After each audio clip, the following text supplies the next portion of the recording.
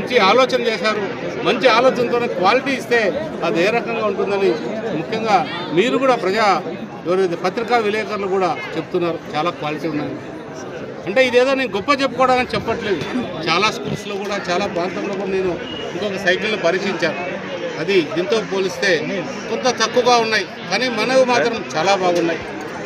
ఇలాంటి సేవ చేయడానికి అవకాశం వీళ్ళే కల్పించారు, మన ప్రాంత కళ్యాణదుర్గ ప్రజలే కల్పించారు.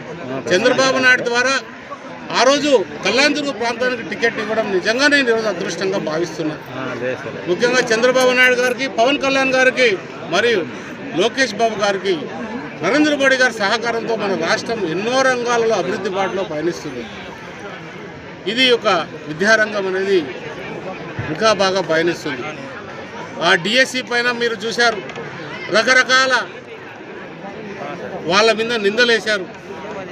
కొండారెడ్డి బిరుసుతో పోయి విద్యార్థి ఏదైతే వాళ్ళు టీచర్లు ఉన్నారో వాళ్ళపై ఎన్నో వాళ్ళ ఆవేదన కూడా అక్కడ తెలియజేయడం జరిగింది.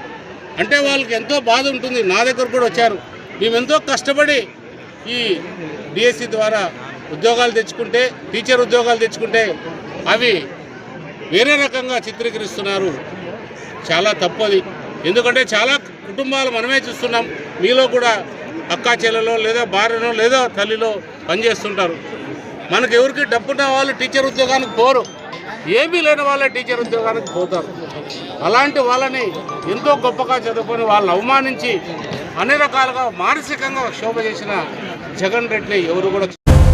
Hi friends, welcome to V36 news. వేగంగా, విశ్వసనీయంగా ప్రతి వార్త మీ ముందుకు మా ఛానల్ కి సబ్స్క్రైబ్ చేయండి.